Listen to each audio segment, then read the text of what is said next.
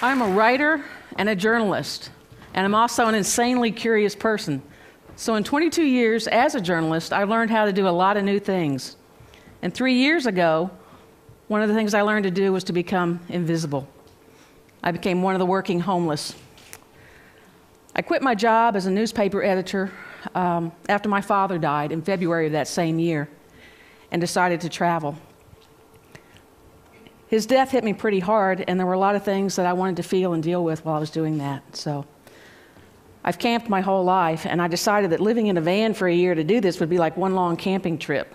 So I packed my cat, my Rottweiler, and my camping gear into a 1975 Chevy van, and I drove off into the sunset, having fully failed to realize 3 critical things. One, that society equates living in a permanent structure, even a shack, with having value as a person. 2, I failed to realize how quickly the negative perceptions of other people can impact our reality if we let it. And 3, I failed to realize that homelessness is an attitude, not a lifestyle. At first, living in the van was great. I showered in campgrounds, I ate out regularly, and I had time to relax and to grieve. But then the anger and the depression about my father's death set in.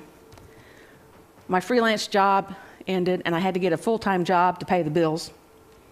What had been a really mild spring turned into a miserably hot summer, and it became impossible to park anywhere without it being very obvious that I had a cat and a dog with me, and it was really hot. The cat came and went through an open window in the van. The doggy went into doggy daycare, and I sweated. Whenever I could, I used employee showers in office buildings and truck stops, or I washed up in public restrooms. Nighttime temperatures in the van rarely dropped below 80 degrees Fahrenheit, making it difficult or impossible to sleep. Food rotted in the heat. Ice in my ice chest melted within hours, and it was pretty miserable. I couldn't afford to find an apartment, or couldn't afford an apartment that would allow me to have the Rottweiler and the cat, and I refused to give them up. So I stayed in the van. And when the heat made me too sick to walk the 50 feet to the public restroom outside my van at night, I used a bucket and a trash bag as a toilet. When winter weather set in, the temperatures dropped below freezing, and they stayed there, and I faced a whole new set of challenges. I parked a different place every night so I would avoid being noticed and hassled by the police. I didn't always succeed. But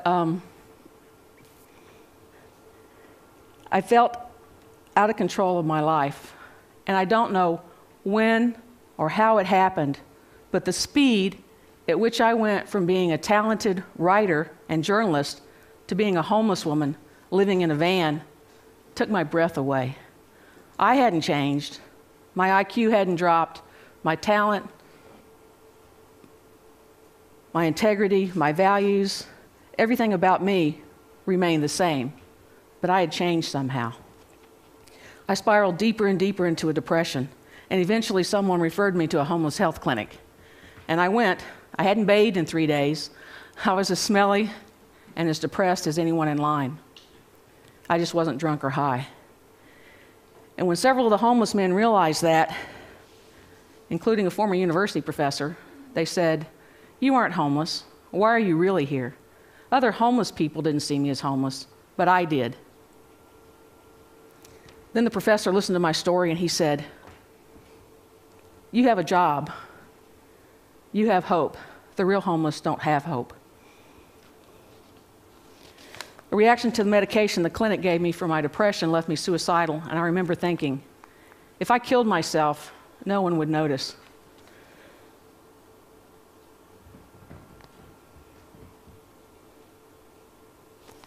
A friend told me shortly after that she had heard that Tim Russert, a nationally renowned journalist, had been talking about me on national TV. An essay I'd written about my father the year before he died was in Tim's new book, and he was doing the talk show circuit, and he was talking about my writing. And when I realized that Tim Russert, former moderator of Meet the Press was talking about my writing while I was living in a van in a Walmart parking lot, I started laughing. You should too. I started laughing because it got to the point where, was I a writer or was I a homeless woman? So I went in the bookstore and I found Tim's book. And I stood there and I reread my essay and I cried because I was a writer. I was a writer. Shortly after that, I moved back to Tennessee. I alternated between living in the van and couch surfing with friends, and I started writing again. By the summer of the following year, I was a working journalist. I was winning awards. I was living in my own apartment. I was no longer homeless, and I was no longer invisible. Thousands of people work full and part-time jobs and live in their cars. But society continues to stigmatize and criminalize living in your vehicle or on the streets. So the homeless, the working homeless, primarily remain invisible. But if you ever meet one, engage them, encourage them, and offer them hope. The human spirit can overcome anything if it has hope.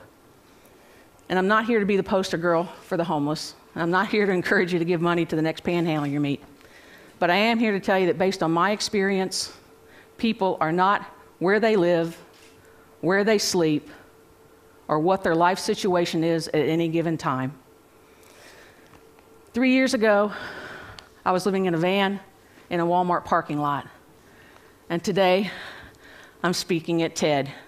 Hope always, always finds a way.